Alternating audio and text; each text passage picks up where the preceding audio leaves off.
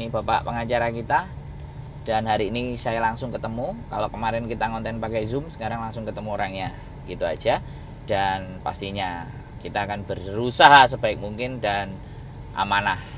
Kata Pak Gale adalah ikhlas dari Anda, halal buat kami. Wah,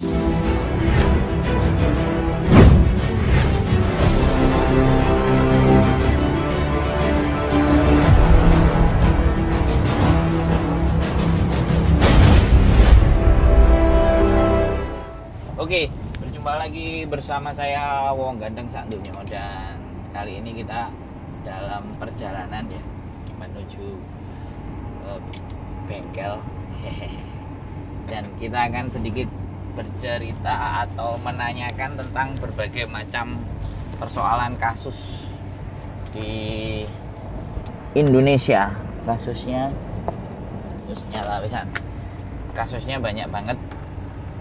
Di Indonesia ini spesialisasi tidak hanya perceraian, tapi persengketaan tanah dan ABCD. One stop service kasus hukum atas permasalahan problem, baik itu problem yang berkaitan dengan personal, problem yang berkaitan dengan di area publik.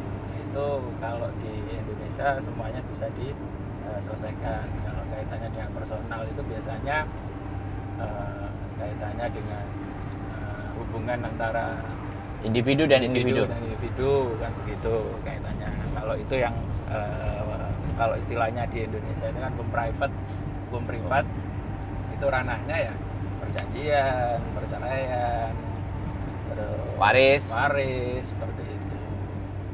Kalau yang ranahnya publik itu adalah kasus-kasus tindak pidana. Biasanya tindak pidana yang berkaitan dengan apa yang dirasakan mbak-mbaknya itu ya mungkin yang pertama adalah penipuan, terus pemerasan, penggelapan, terus perbuatan yang paling sering itu adalah tindak pidana perbuatan tidak menyenangkan. Biasanya berawal dari ketersinggungan, akhirnya diupload di medsos, diupload di chat grup WA, yang mana nantinya salah satu pihak merasa dia dirugikan seperti itu. Mantap. Terus yang pernah dan sedang berlangsung saat ini adalah case-case yang memang saya tangani itu kaitannya dengan ranah privat, yaitu yang ada problem dengan keluarga, dengan suami seperti itu, atau bahkan dengan perjanjian pada saat mbaknya berangkat jadi PMI, atau bahkan mbaknya investasi untuk punya rezeki, untuk diinvestasikan lah intinya, entah itu beli aset, entah itu kerjasama usaha seperti itu. Terus apa mana? Oke. Sekarang ranahmu kan di situ semuanya, yang urusan hukum, legal, namanya juga lawyer legal. Jadi hukum, kasus-kasus hukum banyak. Meliputi tadi yang disebutkan. Nah, yang sudah kemarin selesai ya, satu kan kemarin kita kan udah selesai tuh. Siap. Cerai. Berapa bulan kemarin Mbak di Ponorogo ya? Secara waktu kurang lebihnya saya bicaranya bukan masalah waktu sih sebenarnya, tapi secara proses itu minimal kalau untuk sidang perceraian itu adalah 3 kali sidang. Di sidang pertama itu pencocokan identitas, surat kuasa, penyerahan gugatan, terus alat bukti itu di sidang pertama. Terus yang kedua adalah pemeriksaan pokok. Pemeriksaan pokok itu bisa jadi materinya, jadi apa yang dituntut. Misalkan mbaknya pengen cerai, tapi ya harus ada alasan kuat di situ. Kalau berdasarkan hukum Indonesia itu ada 7 alasan kuat. Yang pertama adalah suami atau istri itu meninggalkan salah satu pasangannya tanpa ada pemberitahuan apapun, itu berturut-turut minimal 2 tahun, itu sudah bisa kita tuntut untuk permohonan cerai. Terus yang kedua, suami atau istri pindah agama, jadi yang tadinya sama-sama muslim ternyata di perjalanan waktu dia kembali ke agama asalnya atau berubah agama, itu bisa kita mohonkan untuk pisah atau cerai. Bisa. Jadi salah satu pasangan ini berpindah agama, misalkan nikahnya secara muslim, atau yang tadinya mu'alaf dia ikut kita muslim kan gitu, terus akhirnya di perjalanan waktu kembali lagi dia ke agama asalnya, itu bisa kita mohonkan perceraian, itu ada alasan itu. Terus yang ketiga adalah masalah salah satu pihak sudah tidak lagi mampu untuk menjalankan kewajiban, baik itu dalam hal hubungan biologis ataupun pemenuhan kebutuhan harian, misalkan terkait dengan finansial, misalkan tidak pernah memberi nafkah secara lahir, misalkan ya tidak pernah ngasih gajinya, tidak pernah menghasilkan, pokoknya untuk kebutuhan harian lah itu. Terus yang kaitannya dengan nafkah batin itu kaitannya dengan hubungan suami istri. Seperti itu. Kalau misalkan salah satu pihak sudah menolak dan tidak pernah mau diajak berhubungan, ya udah, itu bisa jadi satu alasan. Terus yang keempat,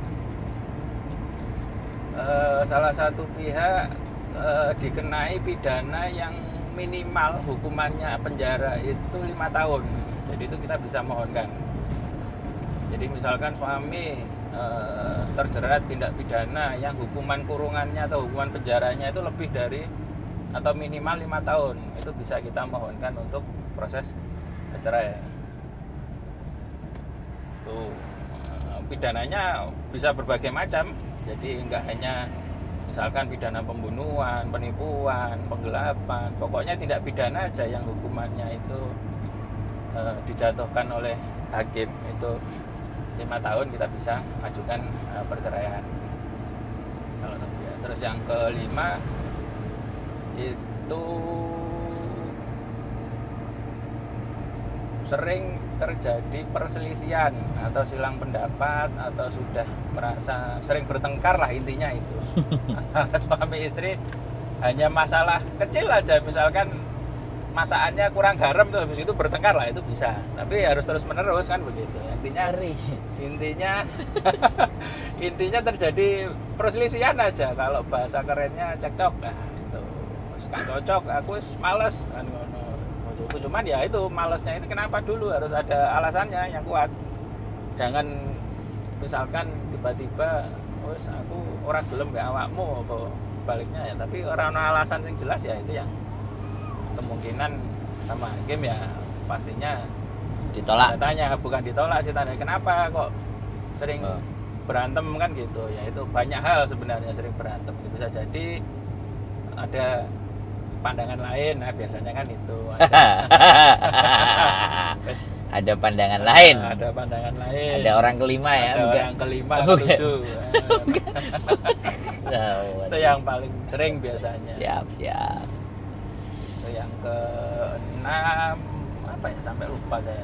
Yes, itu dasarnya yang paling sering terjadi adalah kalau yang sering saya tangani itu rata-rata yaitu tadi, pertama adalah sering berantem atau sering berselisih. Terus yang keduanya itu adalah salah satu pihak itu sudah melakukan dia berzina dengan pasangan yang memang belum sah. Ya, namanya zina kan pasti belum sah. Jadi dia menjalin hubungan something dengan seseorang. Kalau istilahnya pelakor atau apa. Kalau pelakor itu merebut lagi orang, kalau pebinor merebut bini orang, nah itu.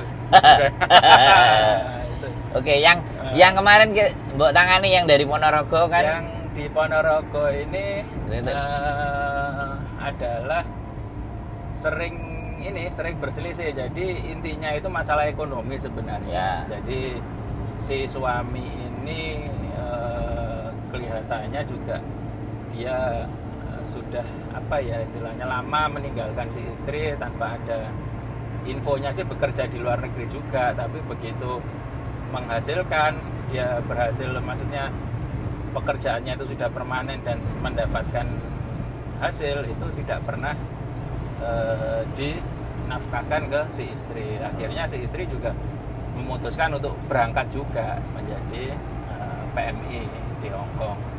Nah, berawal dari situ akhirnya ya udah sudah selesaikan sama kekeh, ya toh nggak ada. Lu ketemu berarti? Bukan pada ketemu sidang? sih, enggak. Jadi si suaminya enggak pernah pulang, infonya juga dia di luar negeri. Kalau nggak salah di Korea. Tapi waktu sidang tidak pernah hadir si Oke. suaminya. Jadi sidang pertama udah dipanggil secara patut sama pengadilan, sudah disampaikan ke alamat domisili yang ada di Indonesia, tidak ada respon. Ya udah akhirnya sidang tetap dilanjutkan. Jadi sidang itu bisa dilanjutkan yaitu tadi tanpa ada kehadiran pihak tergugat ataupun penggugat sebenarnya. Kalau penggugat kan pasti ada kuasanya, ya saya ini kan kuasanya dari penggugat. Betul. Kan begitu. Kalau misalkan sana menguasakan nggak ada masalah sebenarnya tergugat itu. Tapi ternyata tidak ada ya. Ternyata tidak ada, juga tidak ada respon, tidak ada tanggapan, ya udah akhirnya tetap sidang dilanjutkan. Siap. Gitu. Jadi inti permasalahannya ya masalah Perekonomian, finansial. finansial. Sudah tidak dinafkahi, akhirnya memutuskan untuk harus daripada diteruskan lebih baik pisah. Nah, kalau saya konteksnya pisah ini kan secara syar'i muslim ya. Jadi kalau muslim itu dulu nikahnya di KUA, ada syarat-syarat sesuai dengan agama Islam, terus pisahnya juga harus sesuai dengan syar'inya atau syarat ketentuannya agama Islam juga, seperti itu. Itu kalau muslim. Kalau non muslim itu proses cerainya itu di pengadilan negeri. Jadi nanti hakim pengadilan negeri yang memutuskan. Kalau muslim itu di pengadilan agama, seperti itu. Jadi dua hal berbeda. Nah, gimana kalau misalkan salah satu pihaknya non muslim, ya tinggal kita yang proses aja. Kalau misalkan yang proses penggugatnya itu muslim, yang ngikutnya ke pengadilan agama. Tapi kalau menghendaki proses perceraiannya di pengadilan negeri, ya nggak ada masalah sebenarnya itu. Tinggal nanti memang kita alat buktinya, misalkan kalau pengadilan negeri khusus non muslim, ya nanti yang saya bela, yang saya wakili itu non muslim biasanya, seperti itu. Nggak bisa misalkan muslim minta di pengadilan negeri untuk cerai, nggak bisa.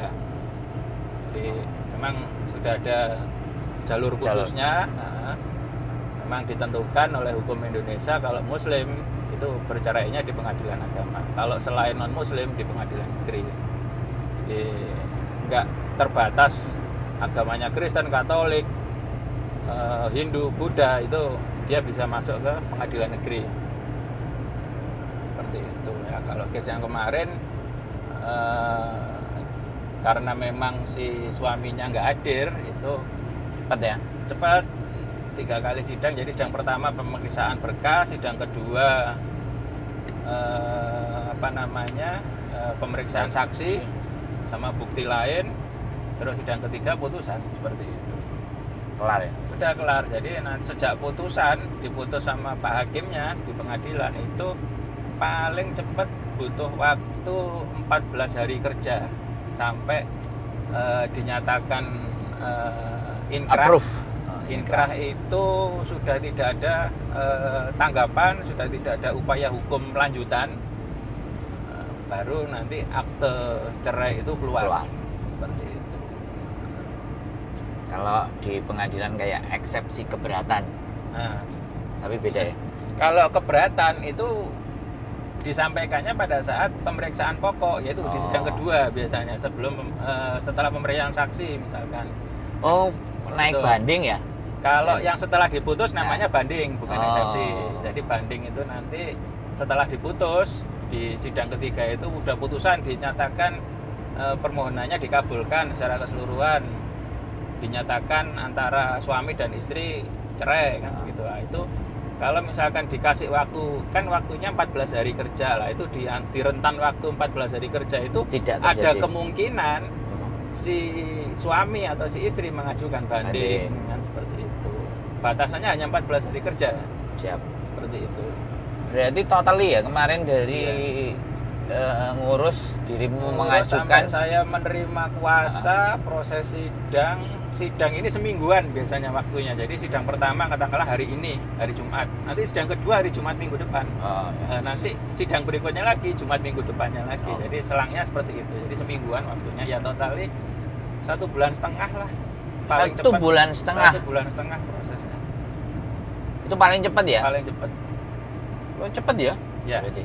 Yang penting syarat-syaratnya kelar ya. Dokumennya lengkap. Nah, yang garai suwe kan itu. Nah, yang Urusin. bikin lama itu biasanya Dan pemenuhan dokumen. Dari betul. Hong Kong kirim ke Indonesia, nah itu Nah. time limitnya itu yang Ada jeda waktunya. yang jeda waktu agak Soalnya panjang. saya harus kirim fisik juga untuk dari Ke Indonesia Hong Kong ke ya? Hong Kong. Nanti dari Hong Kong Tanda setelah tangan. ditandatangani mbaknya, dimintakan leges ke KJRI, balik lagi ke Indonesia. Itu yang Nah, itu yang makan waktu ya. waktunya Terus lumayan, terus betul. apa lagi kalau data dianya nggak Nah, lengkap. apalagi dokumennya belum lengkap, Ya. misalkan surat nikahnya nggak punya, Nah, atau mungkin akta lahir anaknya juga nggak punya, misalkan kalau ada anak kan begitu. Atau kalau misalkan ada perebutan harta gono gini, kopi sertifikatnya nggak punya, atau mungkin harta gono gininya dalam bentuk tabungan deposito, nah itu yang harus dilampirkan juga yang mau diperebutkan. Nah,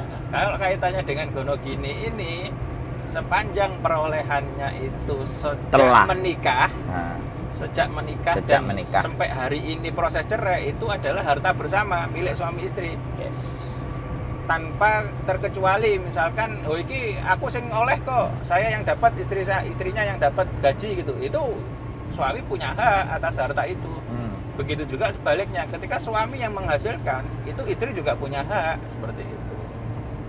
Jadi mohon dipahami bahwa yang namanya harta gono gini itu tidak ada hartaku hartamu, hartaku tidak ada. Jadi semuanya yang diperoleh selama menikah itu adalah harta bersama suami istri, apapun bentuknya, entah itu dalam bentuk aset, entah itu dalam bentuk tabungan, entah itu dalam bentuk makanan, nah itu milik harta bersama, seperti itu.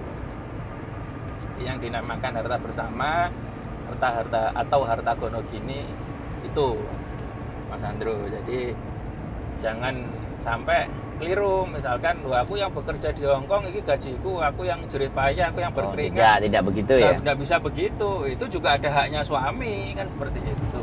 Teman-teman. Nah, itu makanya kan kalau teman-teman suaminya ketika minta dicerai dia minta uang, nah, secara hukum boleh. Secara hukum boleh. Boleh secara hukum, tapi secara mikir ya kekeluargaannya ya monggo silahkan dipertahankan aja kan seperti itu. Tapi secara hukum Indonesia boleh. Ketika masing-masing pihak ini menghasilkan sesuatu, menghasilkan barang, menghasilkan aset, menghasilkan tabungan, itu menjadi haknya bersama. Lah, berapa porsinya?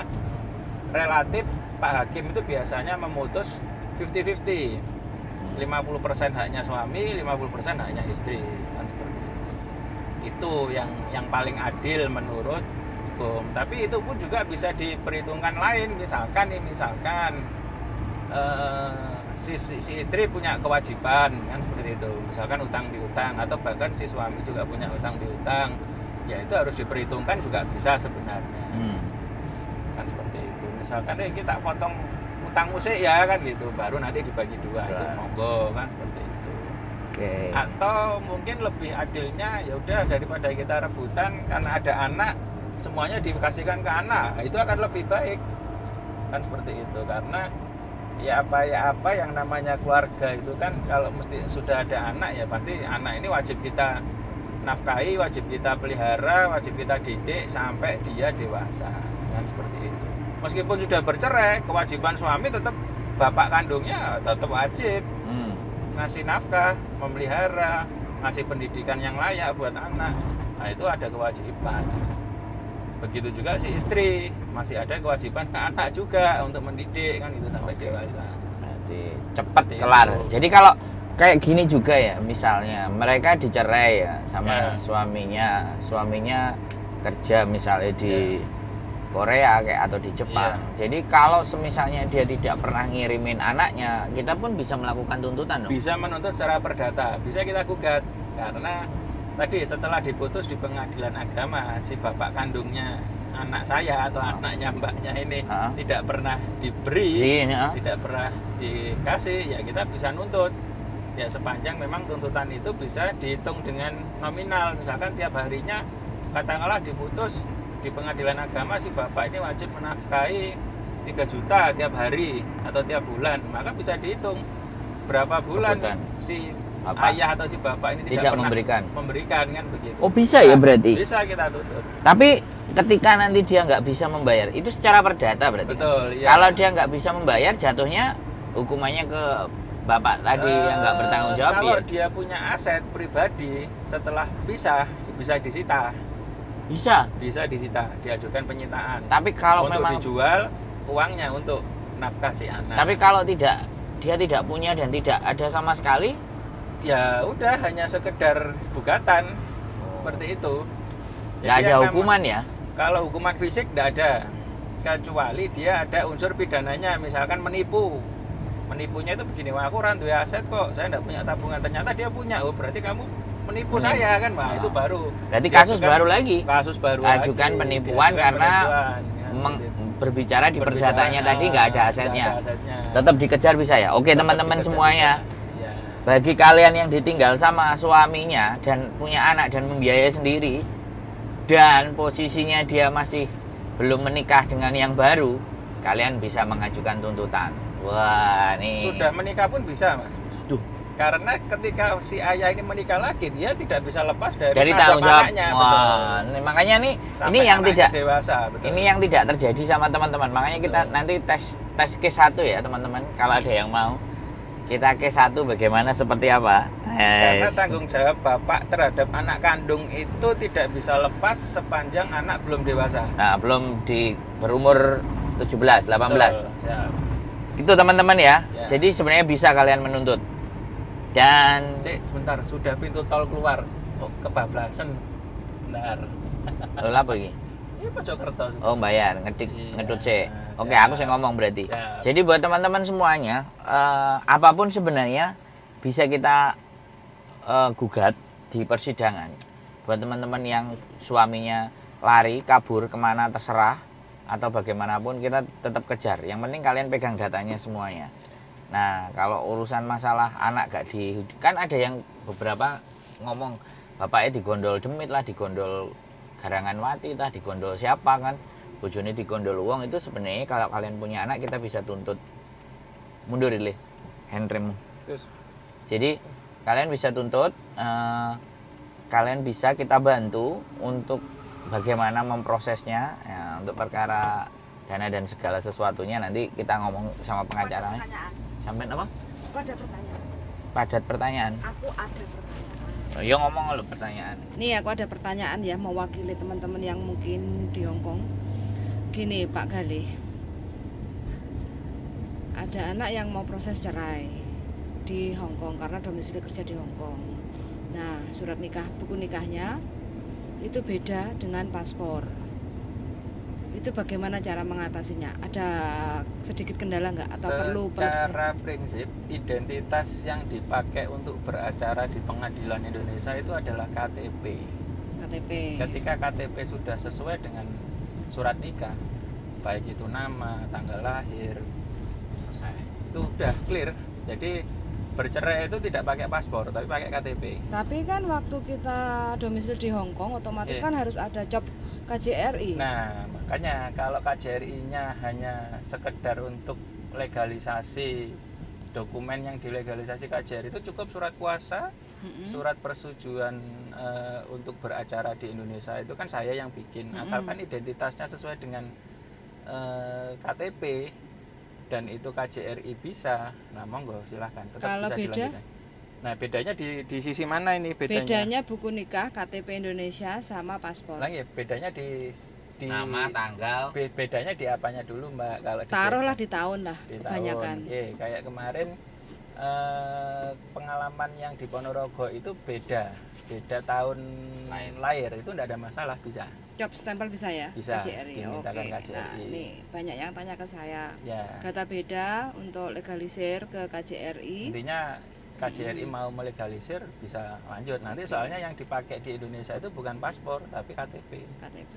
Identitas. Berarti data tetap Betul. seperti Seperti di sedia Indonesia. kala dulu, enggak apa-apa. Cuman nanti konsekuensinya kalau misalkan dipakai dokumen ini dipakai ke luar negeri, otomatis kan identitas yang tertera di akte cerai itu adalah identitas KTP, bukan identitas paspor. Lah gimana cara mengatasinya? Ya sekarang tinggal kebutuhannya untuk apa dulu, kan begitu. Dokumen ini diperlukan untuk apa? Dokumen cerai yang dari Indonesia ini, kalau dokumen cerai yang ada di Indonesia ini untuk dipergunakan untuk sesuatu aktivitas yang ada di luar negeri dan itu bisa, nggih monggo, seperti itu. Oke. Ya. Intinya pertanyaannya kalau data beda antara paspor sama KTP Indonesia itu nggak ada masalah Nggak ada untuk masalah. cari job stempel Betul. legalisir ke KJRI yo. KJRI. Nggak usah bingung teman-teman. Ini cerai tetap bisa jalan, clear. Ya. Nah, jadi buat teman-teman buat ini kasus perceraian ya, tahap Tapi dengan catatan yaitu tadi, ketika KJRI mempermasalahkan, maka terus terang maunya KJRI apa, kan begitu.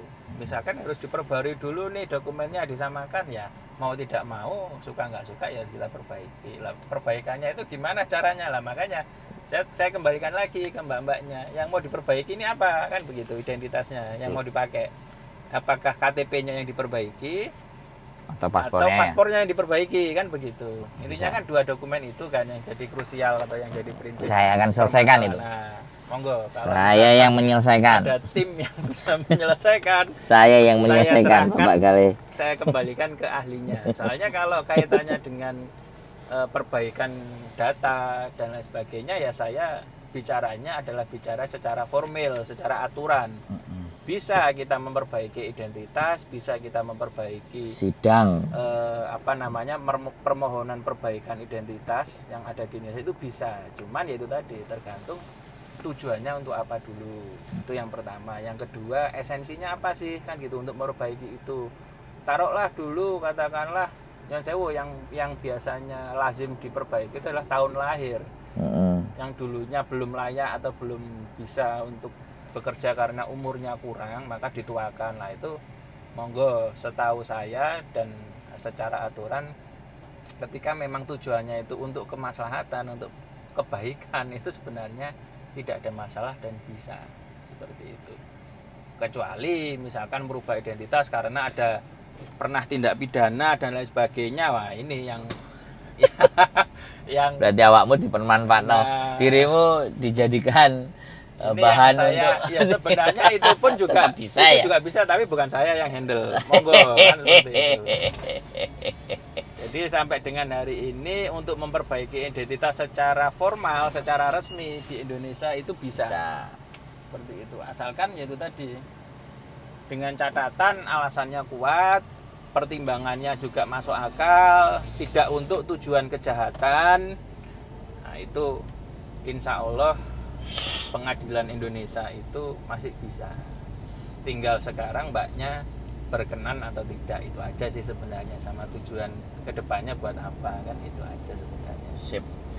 Oke, jadi urusan perceraian ini clear dan gugatan, kalau teman-teman menggugat pihak suami karena tidak membiayain anaknya 1-2, kalau kabeh kalian sambat nyekolahno kuliah bapak era ngekei blas, kita bisa juga menggugat.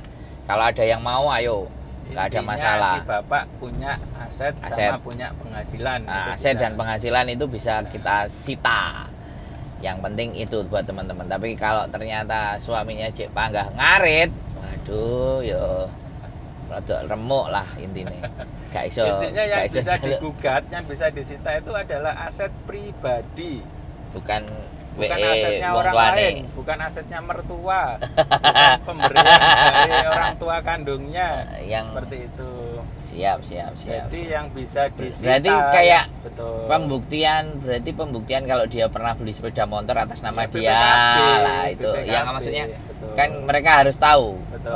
mantan suaminya ini duwe opo ae sing punya harta. kira-kira Bisa punyanya dia diambil, pribadi. Bisa disita. Ngeri. Luar biasa. Bayarnya larang apa enggak Bapak Galih? Kira-kira kalau gugatan. Sesuai kasus.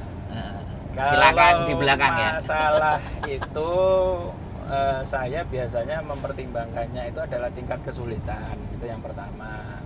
Tingkat kesulitan kasus maksudnya. Kalau sepanjang memang kasusnya normal, kasusnya tidak terlalu berat, ya insya Allah monggo kalau memang mau dibandingkan dengan advokat-advokat lain silahkan. Yang penting Langsung hubungi. niat saya adalah membantu, niat saya Yo. adalah ibadah. Iya, Itu cuma yang membantu pertama. le, kan ini profesi. Ya, dalam Profesi artian, kan dalam ada. artian membantu itu konteksnya membantu. Tapi kalau misalkan ternyata maaf nih Pak Galih kok mahal ya, lah itu nanti bisa kita bicarakan Nego. seperti itu. Yang penting ikhlas buat Anda, halal buat saya. Wah, kalimatmu ngomeri. Aduh. Baiklah teman-teman, ini tadi percakapan dengan Bapak lawyer kita, Bapak Galih Trianto. Jadi apapun permasalahan hukum kalian, tenang. Di Hongkong kalian tetap bisa cari uang. Ini bisa kita kuasakan. Jadi mau diperkarakan seperti apa dan bagaimana, yang lebih penting adalah ngobrol dulu, diskusi dulu, ceritakan duduk persoalannya, segala sesuatunya, monggo, tapi kembali lagi. Ceritanya harus terbuka, tidak ada yang ditutup-tutupi. Oke. Ya, kan itu. Sekali lagi aku juga ngomong, karena ini pengacara itu sekolah. Kalau cuman tanya-tanya tok ya njaluk tolong rek please, tolong. Jadi tanya-tanya tok nek iso ya ada transferan amplope piro ya sampean. Kamu kan nggak ngomong le, aku sih ngomong, nanti biar kamu ditelepon kok ditelepon tok takok tok kan ya kecut. Daripada diunekno nang mburi kan tak unekno nang ngarep sekarang buat teman-teman semuanya. Bagaimanapun dan seperti apapun boleh masuk konten. Kalau aku nggak bayar tapi masuk konten. Tapi kalau sama Pak Galih mohon Masuk konten dipahami. tambah gedang goreng gelem. Boleh. Nah, di tempatnya Pak Galih kan nggak masuk konten karena itu sesuatu yang ranahnya privacy. Ya tahu sama tahu lah, wonge dhewe iki pantes kudu piye. Mungkin itu saja percakapan kali ini, dan kemarin cerai di Ponorogo dan ini masuk lagi surat cerai ke Cilacap. Daerah Cilacap ya, teman-teman mau dikerjakan juga sama Bapak Galih yang dari Cilacap. Mudah-mudahan kemarin ada yang juga satu mau menyusul, aku nggak ngerti Jawa Barat kelihatannya Bapak Galih. Kita tunggu aja. Saya nggak nyari-nyari, tapi merekanya yang minta dibantu. Itu aja dari saya. Sekali lagi keep stay tune my YouTube channel. Tetap semangat. Ini Bapak pengacara kita. Dan hari ini saya langsung ketemu. Kalau kemarin kita ngonten pakai Zoom, sekarang langsung ketemu orangnya. Gitu aja. Dan pastinya kita akan berusaha sebaik mungkin dan amanah. Kata Pak Galih adalah ikhlas dari Anda, halal buat kami. Wah, kalimatnya itu tak ikuti lagi. Oke, tetap semangat. Tetap semangat. Tetap jadi mbaknya yang apa adanya. Pesan dari saya, apapun masalahnya tetap ikhtiar, tetap berdoa, insya Allah selesai dan ada jalan keluarnya. Yes. Bukan pegadaian mengatasi masalah tanpa masalah. Jangan, itu miliknya sana, miliknya toko sebelah. Kalau kita adalah ikhlas dari Anda, halal buat kami. Yo, see you dan bye bye. Assalamualaikum warahmatullahi wabarakatuh. Waalaikumsalam.